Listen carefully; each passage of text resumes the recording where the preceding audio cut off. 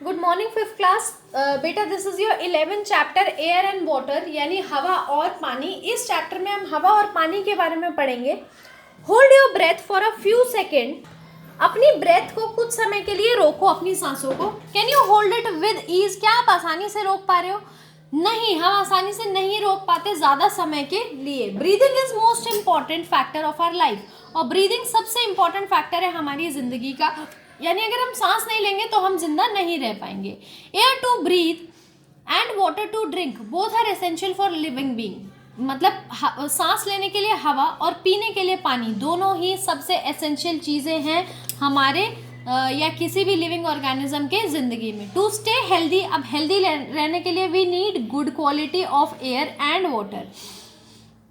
हमें क्या ज़रूरत है कि अच्छी क्वालिटी की एयर हमें मिले और अच्छी क्वालिटी का पानी हमें मिले, क्योंकि आप जानते हो कि अगर गंदा पानी पिएंगे या गंदी मतलब पॉल्यूटेड सांस एयर में हम सांस लेंगे तो हमारे शरीर में बहुत बीमारियां बन जाएंगी और हमारी बहुत जल्दी डेथ भी हो सकती है। Nowadays pollution in air and water is increasing due to various human activity. और आज के समय में पोल्यूशन हवा में भी और पानी में भी, दोनों में बहुत ही ज़्यादा मात्रा में बढ़ रहा है इंसानों की अलग अलग गतिविधियों के कारण।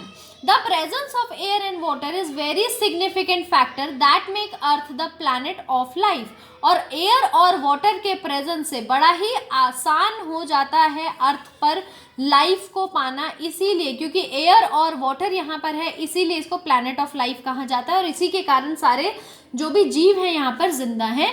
There would be no plant, no animal, no human being and no life at all without air and water. और एयर और वाटर के बिना यहाँ पर कोई भी लिविंग बींग जो है वो नहीं मिल सकता। The air we breathe comprise of many gases. अब एयर जिसको हम ब्रीथ करते हैं उसमें कई सारी गैसेज होती हैं। The water we drink is purified in various ways. और जो पानी हम पीते हैं उसको भी प्योरीफाई किया जाता है, यानी साफ किया जाता है अलग अलग तरीकों में। एयर एंड इट्स कॉम्पोजिशन, यानी एयर और उसके कॉम्पोजिशन यानी अलग अलग गैसेस जिससे ये बनी हैं। The earth is surrounded by layer of air that is called atmosphere. जो अर्थ है वो एक एयर की लेयर से, यानी एक एयर का पूरा लेयर है जिससे सराउंड है, यानी इसके आसपास है, जिसको हम एटमोसफेयर कहते हैं। The atmosphere consider of many gases included nitrogen, oxygen, carbon dioxide, argon and many other. अब एटमोसफेयर के अंदर कई सारी गैसेज होती हैं। नाइट्रोजन हो गया, ऑक्सीजन हो गया, कार्बन डाइऑक्साइड हो गया, आर्गन हो गया, और भी कई सारी गैसेज।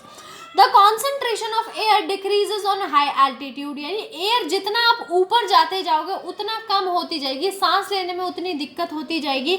इसीलिए मना करते हैं कि अगर आप बूढ़े हो, आपको सांस लेने में दिक्कत है, तो ज़्यादा पहाड़ी वाले इलाकों में मत जाइए, क्योंकि वहाँ पे पहले ही एयर बहुत कम होती है। As we go up the air become thicker, जहाँ जितना आप ऊपर जाते जाओगे एयर जो है वो मोटी होती जाएगी। That means fewer molecules of everything present include organ, यानी अगर थिक मतलब कि हर चीज के कम मॉलिक्यूल्स होंगे एयर में, हर पार्टिकल्स के कम मॉलिक्यूल होंगे।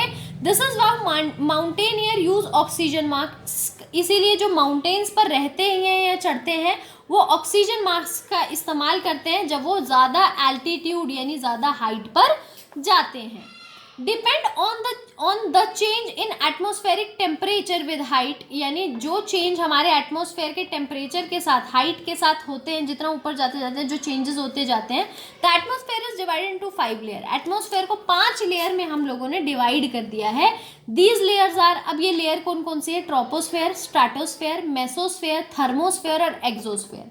आपको पता होना चाहिए किसके बाद कौन सी लेयर आती है। सबसे पहले अर्थ के बाद आती है ट्रोपोस्फेयर, फिर आती है स्ट्रेटोस्फेयर, फिर आती है मेसोस्फेयर, फिर थर्मोस्फेयर और फिर exosphere.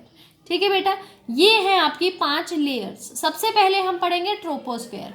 Troposphere is closest to the earth surface, सबसे पास है अर्थ के। देखो अर्थ ये रही और यहाँ पर ट्रोपोस्फेयर है।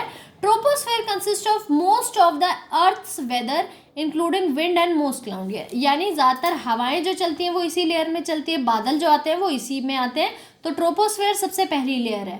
अब आते हैं stratosphere. Stratosphere lie above troposphere, troposphere से ऊपर होती है and includes the ozone layer, और इसी के अंदर ओजोन लेयर भी आती है। Ozone is a gas that block much of the sun radiation and ultraviolet radiation. Ozone कैसी लेयर है? एक ऐसी गैस की लेयर है जो सन की रेडिएशन को और यूवी लेयर्स को, यानी जो हमारी स्किन के लिए हमारे लिए हार्मफुल है सन की लेयर, उनको वहीं रोक देती है. If all of it reach the earth there would be harm plants and animals. अगर सारी की सारी अर्थ की जितनी भी रेज है वो सीधा सीधा अर्थ पर आए, यानी बीच में अगर ओजोन लेयर ना हो, तो क्या होगा, हम क्या कहते हैं, प्लांट्स को, एनिमल्स को, ह्यूमन बीइंग को, सबको हार्म होगा बहुत ज़्यादा. किसी को अगर यूवी लेयर से स्किन कैंसर हो जाता है कि आपकी स्किन में कैंसर हो जाएगा, ठीक है, और भी कई सारी बीमारियां हो जाती हैं. अब है मेसोस्फेयर, ये थर्ड लेयर है हमारी. This layer has less water vapour than the lower layer. अब इसमें वाटर वेपर्स बहुत कम होते हैं. वाटर वेपर्स बहुत कम होने का मतलब यहाँ पर बादल भी बहुत ही कम होते हैं, ना के बराबर होते हैं. थर्मोस्फेयर आते हैं फोर्थ लेयर पे. Despite increase in height, temperature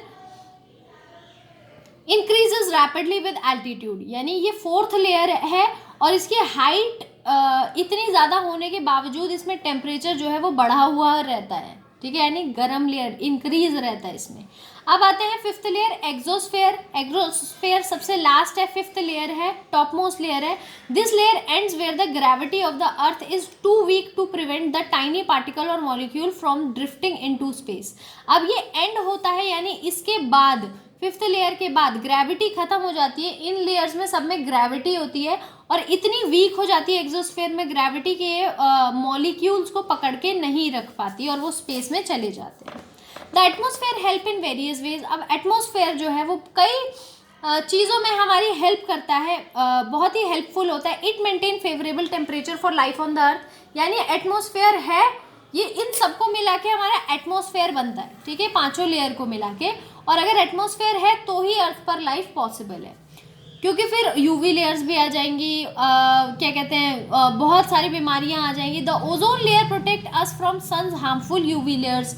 ultraviolet को यूवी लेयर्स भी बोलते हैं. तो ओजोन लेयर जो है हमें सन की हार्मफुल रेज से बचाती है. Meteoroids burn due to friction with air and hardly reach the ground. बेटा मेटेरॉइड्स क्या होता है, यानी जब कुछ स्टार या ग्रह आपस में टकराते हैं तो उनके कुछ पार्टिकल्स टूट जाते हैं और टूट कर वो गिरने लगते हैं स्पेस में, जिसको टूटता तारा में कई मूवीज में दिखाते हैं. तो एक्चुअली क्या होता है, पत्थर कंकड़ होते हैं जो स्पेस में होते हैं, और वो जब टूट कर गिरते हैं तो कुछ कुछ अर्थ के अंदर भी आने की कोशिश करते हैं, मगर यहीं पर इन्हीं लेयर्स में बर्न होकर रह जाते हैं, यानी जल जाते हैं. वरना इतना बड़ा पत्थर अगर अर्थ पर गिरेगा तो बहुत ही नुकसान होगा. तो इसीलिए ये जो एटमॉस्फेयर है उनको पहले ही, अर्थ तक पहुंचने से पहले ही जला देता है. Thus it also protect the planet from meteoroids or small rock that would otherwise hit the earth and cause harm. तो ये हमें मेटेरॉइड या छोटे छोटे रॉक्स से बचाता है जो शायद अर्थ पर गिर जाएं अगर एटमॉस्फेयर ना हो और अर्थ को हार्म करें. अब हम यहाँ पढ़ेंगे प्रॉपर्टीज ऑफ अर्थ. यहाँ पर आपको कुछ एक्सपेरिमेंट दिए हुए हैं बेटा.